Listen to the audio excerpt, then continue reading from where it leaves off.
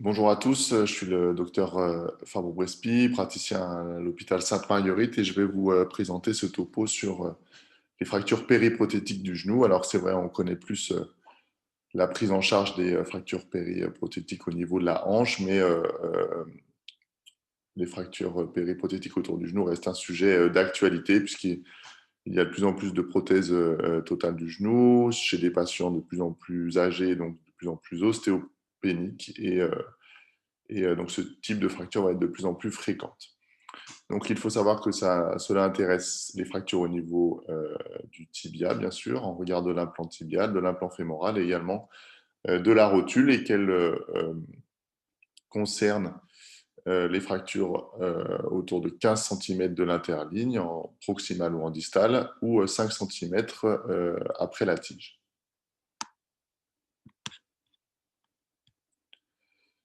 Donc, la, la majeure partie de ces fractures touche le fémur distal, les fractures supracondyliennes, jusqu'à 2,5% entre 2 et 4 ans.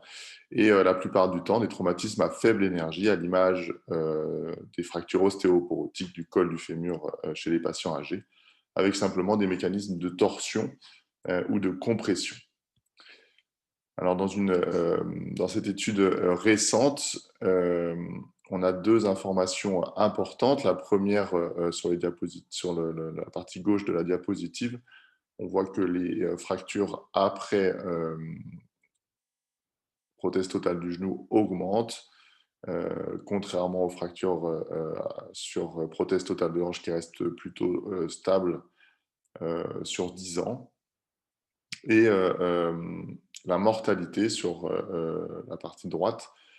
La deuxième information, c'est que la mortalité est moins importante qu'une qu'une fracture périprothétique sur une prothèse de hanche.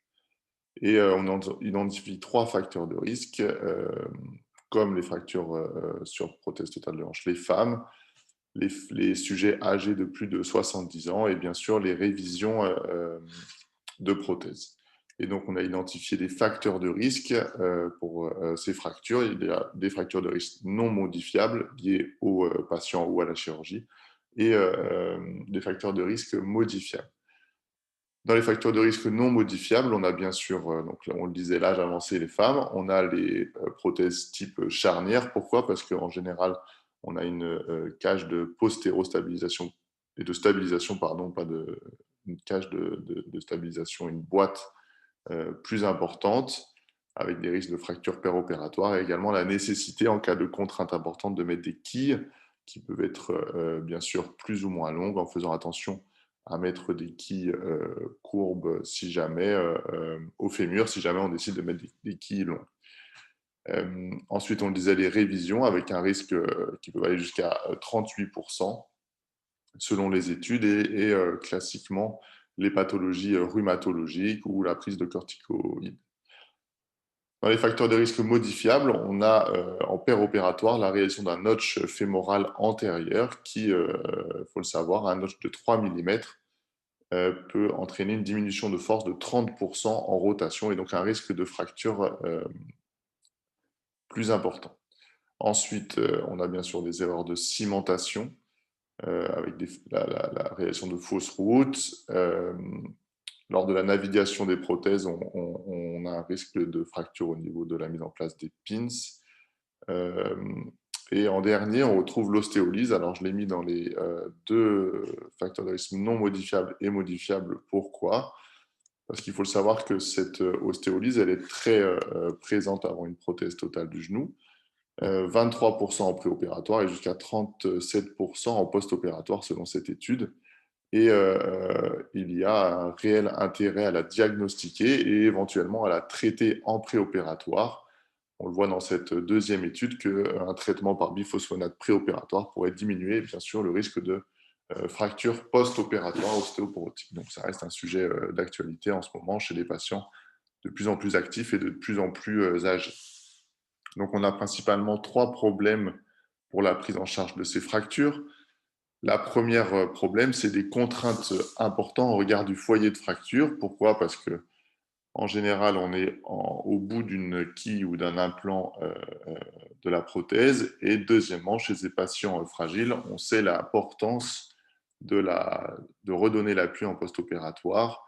Et il est en général difficile pour eux de céder de béquilles. Donc on a des contraintes importantes au niveau du foyer de fracture.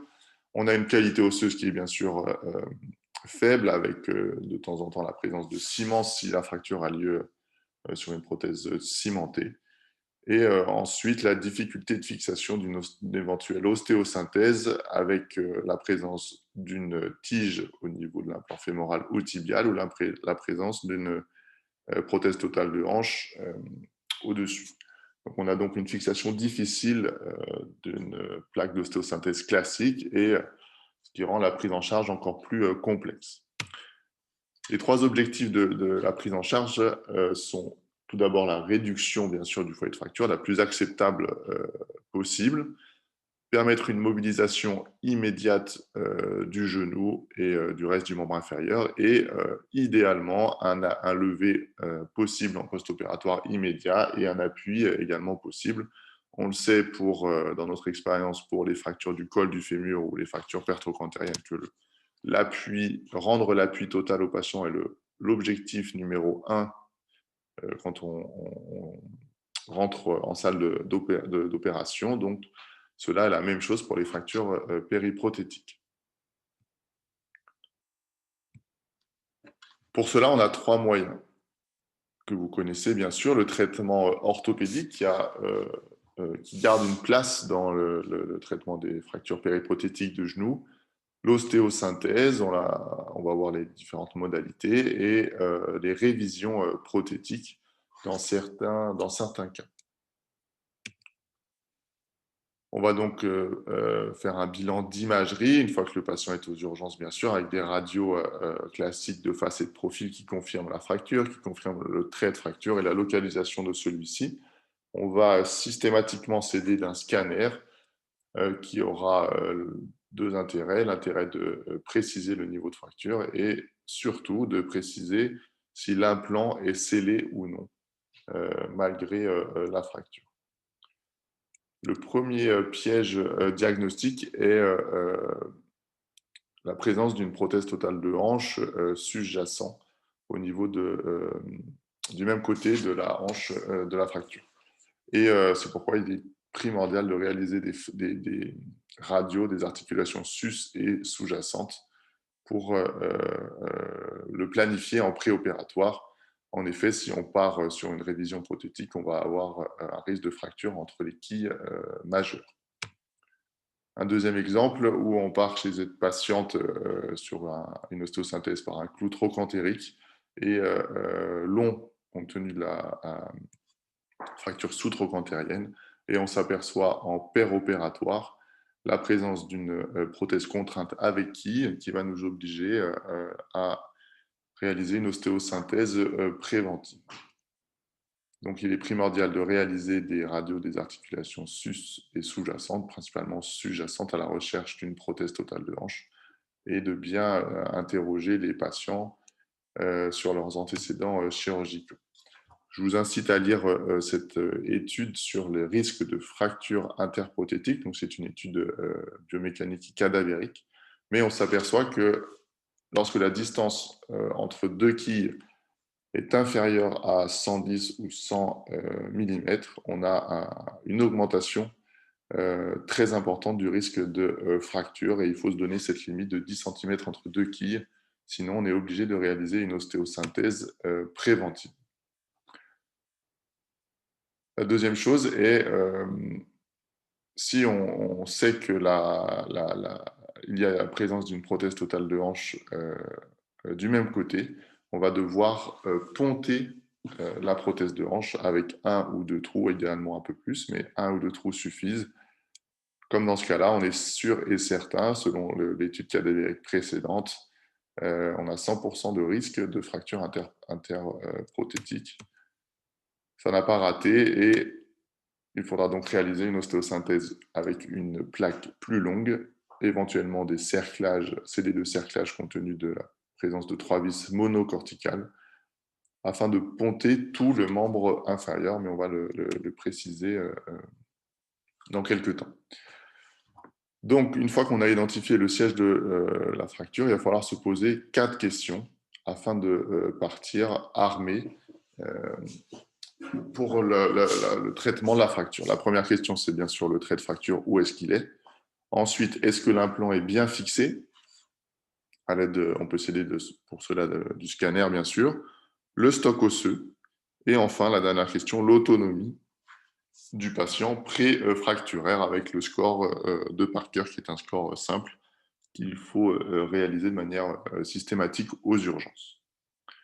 L'objectif de ces 4 questions est de partir avec les armes adéquates au bloc opératoire.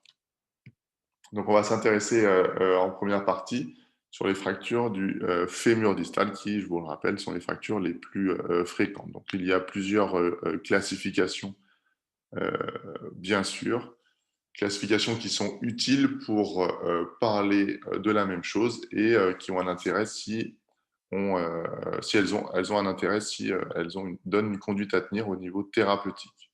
La première classification, c'était la classification de NIR, qui était très ancienne, mais ne s'intéressait pas à la fixation de l'implant et à la qualité de l'implant. Il y a eu ensuite cette classification qui reste ancienne, avec des fractures supracondyliennes ou des fractures unicondyliennes. Ensuite, on a eu cette nouvelle classification qui s'intéressait au stock osseux, avec la conduite à tenir en fonction du stock osseux et la notion de révision prothétique. Et enfin, cette classification de la soft-code qui date de 2005, avec 3 types, A, B ou C. A s'intéresse à l'interface entre l'os et la prothèse. B, la fracture qui est au niveau de l'implant ou au niveau de la tige. Et C, elle est à distance de l'implant ou à distance de la tige, et en fonction 1, 2, 3, si elle est scellée ou non scellée, et s'il y a une perte de substance osseuse. Cette classification ressemble donc à la classification de Vancouver utilisée pour les fractures périprothétiques. Et l'autre intérêt, c'est qu'elle est utilisée à la fois pour le fémur et à la fois pour le tibia. Pour la fracture du fémur distal, je vous fais une parenthèse sur l'orientation du trait de fracture. En effet, sur ce type de fracture donc supracondylienne, on a un trait de fracture qui va être en bas et en dehors, un peu à cette image. Et donc, on va avoir des forces de cisaillement importantes qui vont entraîner un décalage du fémur proximal. Et compte tenu d'une mauvaise fixation des vis distales épiphysaires, on a un risque soit de cassure de plaques et des vis, soit d'arrachement des vis, dans ce cas d'orientation du trait de fracture. Et c'est pourquoi, lorsque le trait de fracture est orienté en bas et en dehors, il peut être intéressant de rajouter en plus une plaque médiale afin d'éviter une pseudarthrose classique qui peut arriver dans ces cas-là. Dans les fractures supracondyliennes, il y a donc une place pour le traitement orthopédique, on l'a dit, quand ces fractures ne sont bien sûr pas déplacées et quand l'implant est bien fixé. On a une consolidation dans 83% des cas, avec une satisfaction similaire à l'ostéosynthèse, et bien sûr des complications moindres, avec par exemple une absence de raideur articulaire par rapport à une éventuelle ostéosynthèse. Donc, elle garde sa place dans les stades 1, c'est-à-dire les stades non déplacés et avec un implant bien stable, et éventuellement en présence de comorbidité chez des patients âgés. Ensuite, on a le traitement chirurgical. On a donc l'ostéosynthèse, soit par des plaques verrouillées, le plus souvent latérales, mais elles peuvent être médiales. On va aller voir les différentes modalités. On a également l'option d'un enclouage centromédulaire rétrograde ou antérograde. Et la deuxième option est la réalisation d'une révision prothétique dans certains cas. Donc l'ostéosynthèse par une plaque latérale doit respecter quelques règles. Tout d'abord, elle doit ponter tout le segment osseux notamment en cas de prothèse totale de hanche homolatérale, on l'a dit. Il doit y avoir 4 vis bicorticales proximales et 5 vis verrouillées métaphysaires distales. En cas d'implant ou de tige, il est intéressant et conseillé de combiner la mise en place d'une vis unicorticale avec un cerclage afin d'augmenter la résistance euh, de l'ostéosynthèse. Comme je vous le disais, il peut être intéressant de mettre en place une deuxième plaque. Alors, soit si c'est le fémur distal, une plaque médiale avec 3 vis proximales, 3 vis distales, soit une plaque antérieure si la fracture a lieu en queue de tige au niveau plutôt diaphysaire du fémur où la bord médiale est plus complexe. Ce qu'il faut retenir, c'est qu'une ostéosynthèse doit toujours être associée, une ostéosynthèse par une plaque médiale doit toujours être associée à une plaque latérale. L'utilisation de la chirurgie percutanée avec un ancillaire dédié peut être intéressante. Elle a été étudiée dans les fractures du fémur proximal, mais elle a toute sa place dans les fractures du fémur distal, notamment en cas de fracture périprothétique avec une prothèse de hanche en regard, ce qui permettra de mettre une tige longue, une plaque pardon, longue afin de ponter l'implant avec une incision minime et également de diminuer le risque de saignement et d'améliorer la récupération post-opératoire avec l'objectif un temps d'hospitalisation plus court. Donc, cela peut être intéressant pour ces cas-là, surtout chez les patients âgés fragiles. Ensuite, l'autre notion, c'est la réalisation d'une greffe, ce qu'on appelle une strut allogreffe, qui pourrait remplacer l'ostéosynthèse complémentaire par une plaque antérieure ou une plaque médiale afin de stabiliser le montage, d'augmenter le stock osseux bien sûr et avoir du coup une stimulation biologique pour améliorer cette consolidation et limiter ces problèmes de contrainte augmentée et d'os ostéopédique. Plusieurs études ont montré son intérêt. Toutefois, il est difficile de proposer cela en première intention compte tenu de la disponibilité de ces greffes. Et on garde malgré tout un taux d'infection légèrement plus élevé qu'une ostéosynthèse par double plaque. À avoir dans son arsenal thérapeutique, mais à mesurer bien sûr les impacts de cette greffe. Au final, les règles d'une ostéosynthèse, on doit donc utiliser bien sûr une plaque verrouillée avec des trous décalés pour mettre en place des vis bicorticales en regard d'une tige, par exemple. Si malgré les trous décalés, on ne peut pas réaliser de vissage bicortical, on pourra mettre en place des cerclages complémentaires de ces vis unicorticales. Il faut mettre une plaque la plus longue possible afin de ponter tout le segment osseux, idéalement par chirurgie percutanée sur table orthopédique sous-controscopique. Ponter l'implant sus ou sous-jacent, on l'a dit. Ensuite, penser à la densité de vis. Donc, on l'a dit 4 vis proximales et 5 vis distales. 4 vis proximales bicorticales et 5 vis distales verrouillées.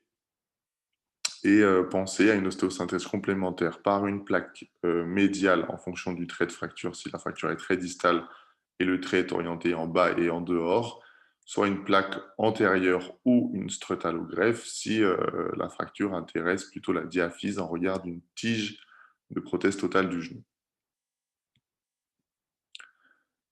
L'autre option est l'enclouage centromédulaire. Alors, il peut être antérograde, on ne va pas le développer, mais bien sûr, c'est qu'en cas de fracture à distance de l'implant fémoral, avec les règles classiques d'ostéosynthèse, ou l'autre option est donc la mise en place d'un clou rétrograde.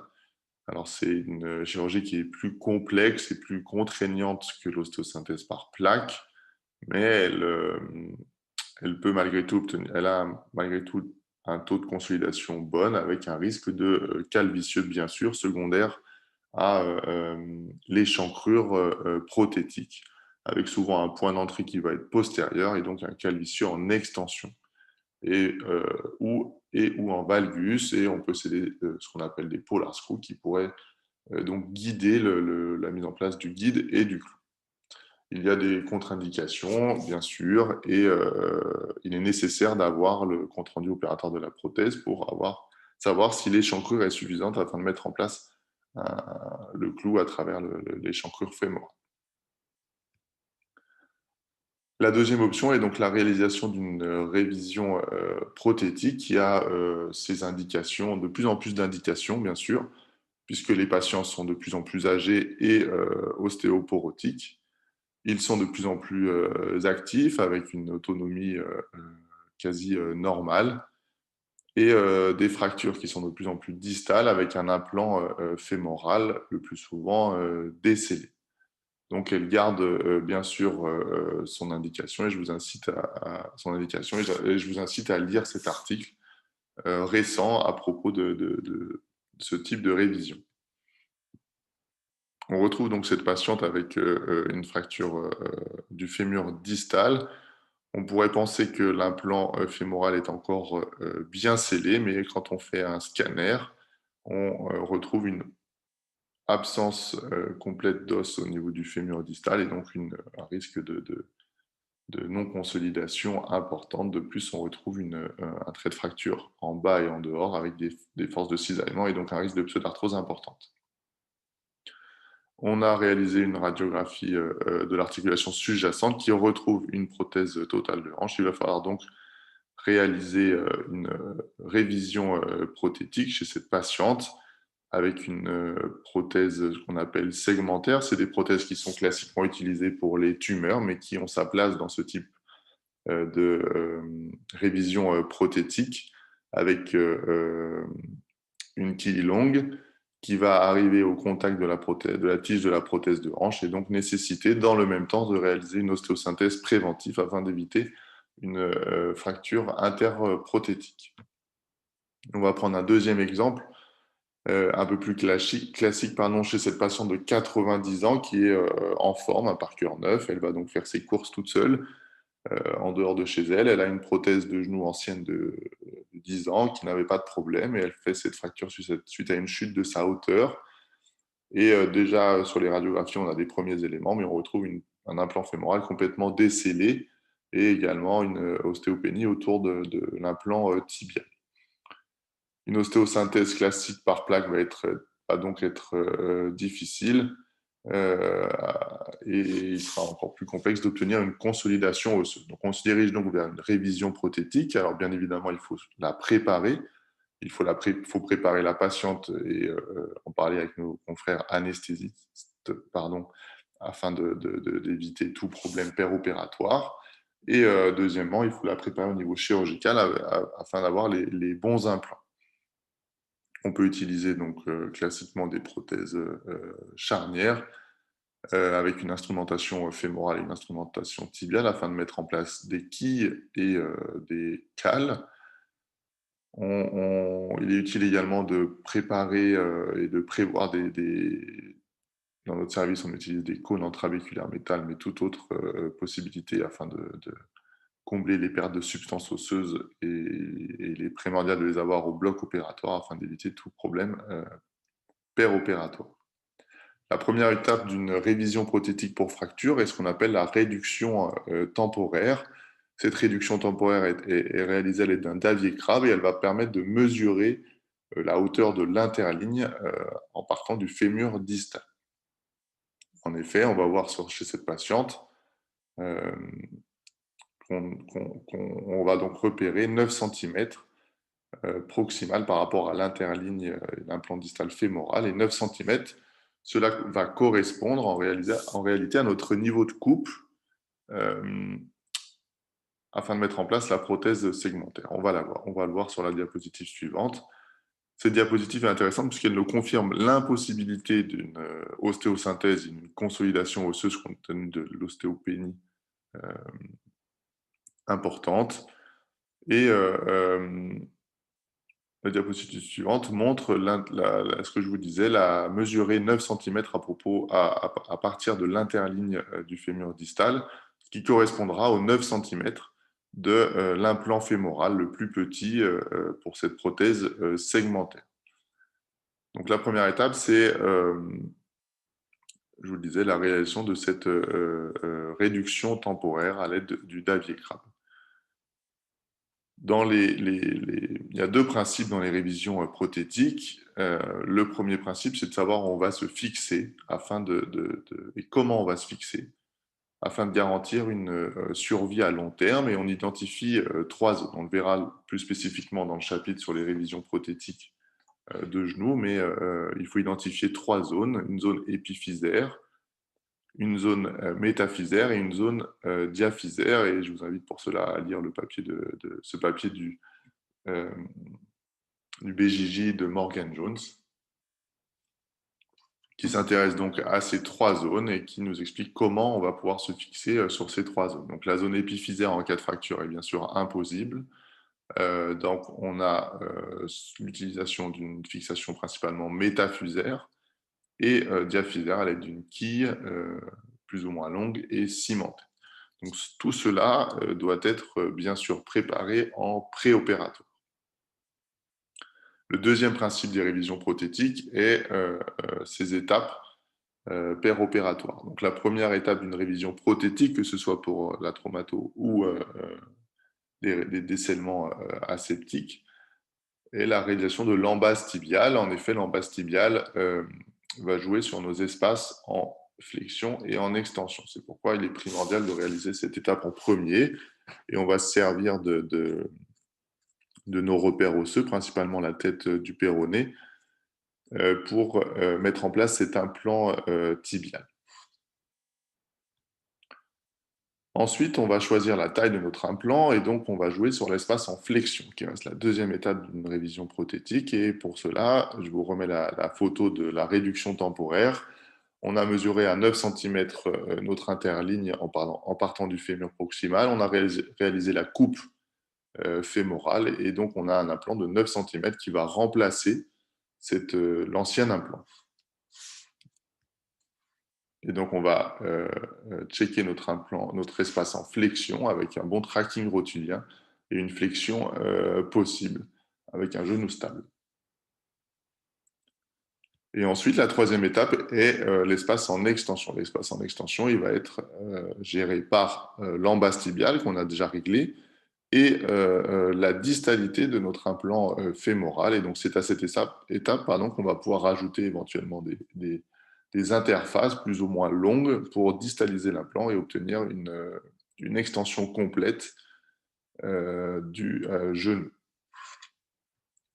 Et on a donc en post-opératoire une prothèse segmentaire type ZSS, donc c'est un implant qui est bien sûr contraint pour se passer des ligaments collatéraux qui sont actuellement plus existants en cas de fracture du fémur distal, bien sûr, et une quille cimentée. Vous voyez, la quille est le plus proche possible du diamètre fémoral. Et attention, en cas de quille plus longue, à utiliser des quilles courbes pour suivre la courbure sagittale du fémur. Ensuite, on a une bonne fixation métaphysaire avec, vous voyez, un cône en trabéculaire métal à la jonction os-prothèse qui sera progressivement réintégré. Et l'implant segmentaire fémoral distal. On n'a pas touché à la rotule qui était en bonne position et qui était compatible avec notre trochlée fémoral. Et enfin, au niveau du tibia, on a une bonne fixation métaphysaire avec ce cône qui sera intégré secondairement, ostéo-intégré, et ensuite une quille cimentée. Donc on a deux zones de fixation pour les deux implants, ce qui reste satisfaisant selon le papier d'ouvrage. L'avantage chez cette patiente, c'est qu'elle va pouvoir se mobiliser avec la consultation à 3 mois post-opératoire, une flexion et une extension active, et également une marche possible qui n'aurait pas été réalisable avec une ostéosynthèse classique. Donc cette option de révision prothétique doit être réfléchie en préopératoire, partir armé et l'avoir dans son arsenal thérapeutique parce qu'elle reste intéressante chez patients âgés avec une fracture très distale au niveau de l'implant fémoral qui rend impossible une fixation classique par des vis d'ostéosynthèse. Alors maintenant, on va s'intéresser aux fractures périprothétiques de genoux en regard du tibia, de l'implant tibial. Il faut savoir que ces fractures sont quand même moins fréquentes que les fractures fémorales, qu'elles peuvent être principalement péropératoires sur, on l'a déjà dit, des erreurs de cimentation, une impaction trop forte sur un os ostéoporotique ou lors de la mise en place de la quille, des fractures qui peuvent être secondaires à une ostéotomie tibiale pour faciliter l'abord lors des révisions. Et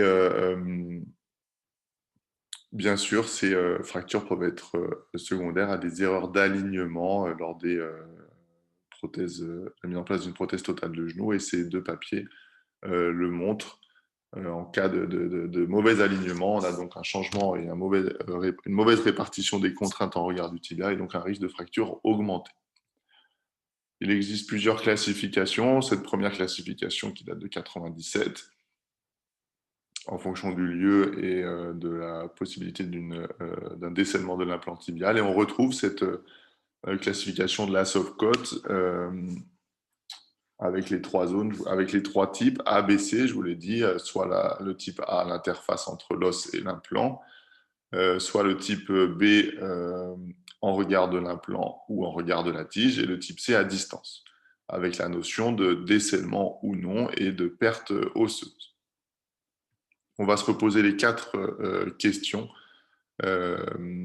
comme pour les fractures périhypothétiques du fémur distal, l'orientation et la localisation du trait de fracture, la fixation ou non de l'implant, la qualité osseuse et enfin l'autonomie du patient. Et on a donc les mêmes moyens et les mêmes indications que le fémur distal. Donc je ne vais pas les détailler, avec la place du traitement orthopédique en cas de fracture non déplacée et d'un implant tibial bien scellé, une ostéosynthèse possible en cas d'absence de décèlement tibial et de bonne qualité osseuse, et la possibilité d'une révision prothétique en cas de mauvaise qualité osseuse et d'un implant tibial décellé.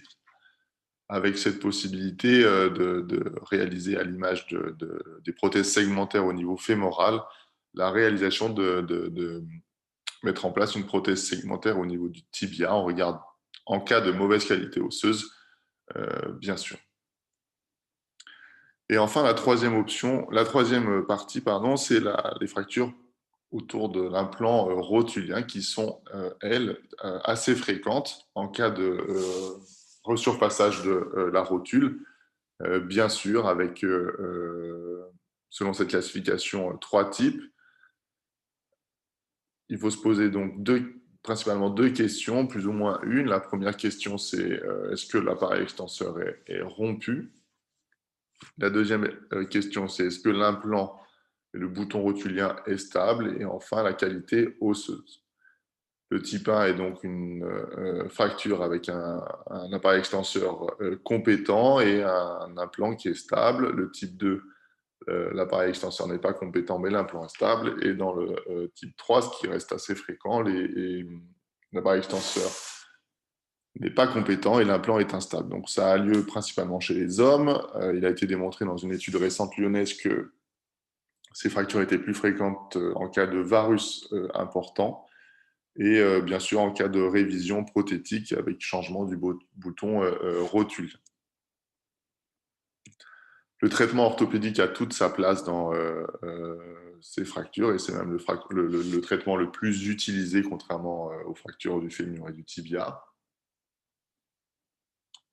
Le traitement chirurgical est multiple et en fonction, on va le voir, des réponses aux trois premières questions, on va pouvoir choisir entre ces différents traitements.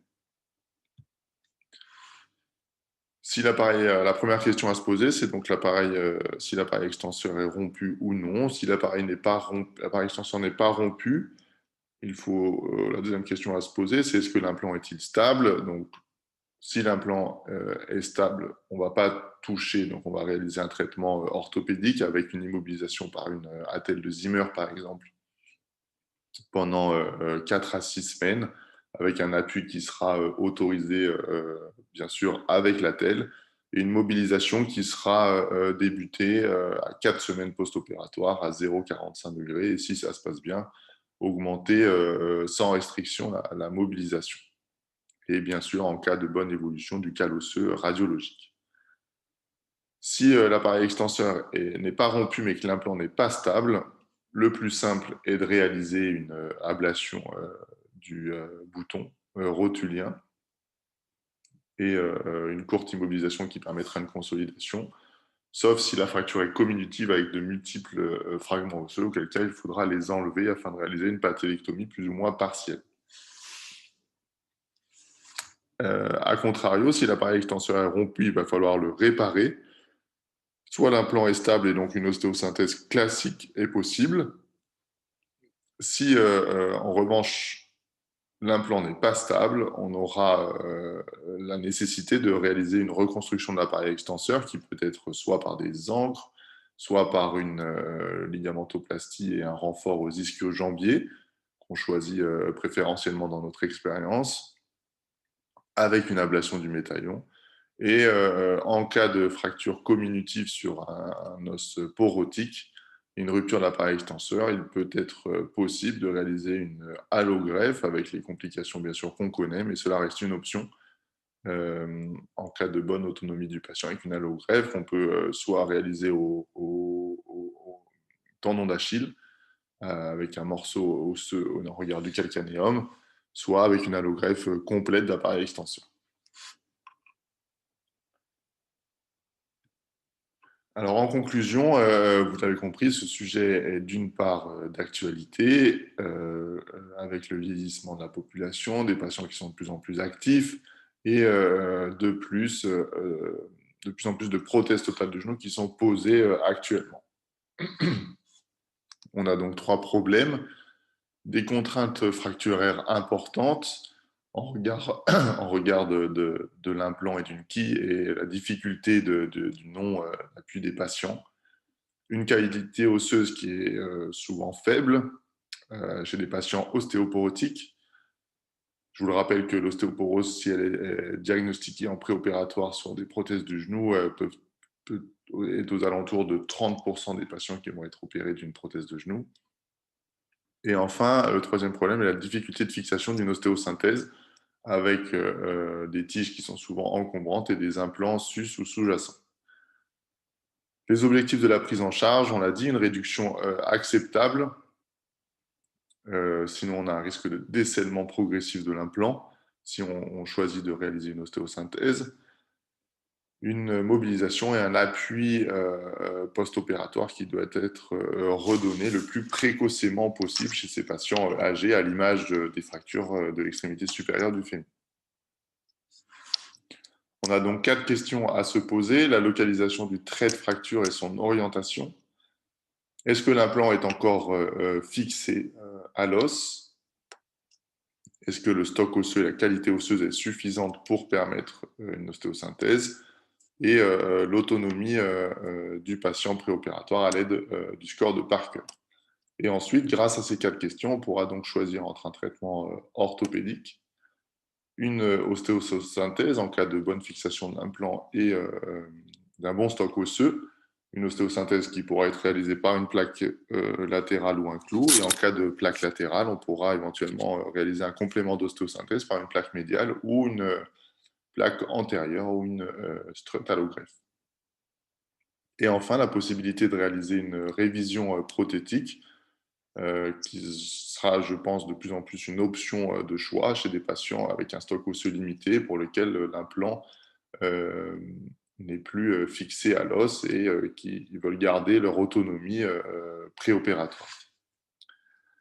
Et enfin, le meilleur moyen pour éviter cela, c'est la prévention, et il y a quelques gestes à faire attention lors de la mise en place d'une prothèse de genou de première intention, notamment l'impaction tibiale en cas de fragilité osseuse, l'impaction fémorale également en cas de réalisation de boîtes de postérostabilisation ou de qu'il est important de centrer pour éviter toute fragilité osseuse fémorale. Si un matériel est en place, il sera intéressant d'enlever le matériel au moins 3 mois avant, afin de permettre une bonne consolidation osseuse. Si, encore une fois, l'os est ostéopénique, bien sûr, et de mettre en place une quille afin de ponter les trous des vis. Attention en cas de réalisation d'un notch antérieur lors du choix et la réalisation de la coupe fémorale antérieure. Si on réalise un notch, je vous le rappelle, un notch de 3 mm peut entraîner une diminution de force de 30% en rotation et donc un risque de fracture importante. Et dans ces cas-là, il peut être utile de mettre en place une quille fémorale dans le même temps si on en a la possibilité sur la prothèse. Et enfin, pour la rotule, garder au moins 12 mm d'épaisseur restante en cas de resurfaçage rotulien. J'espère que j'ai été clair dans ce cours. Si vous avez pour autant d'autres questions ou des cas à nous proposer, je vous laisse mon mail pour ceux qui ne l'ont pas et à bientôt.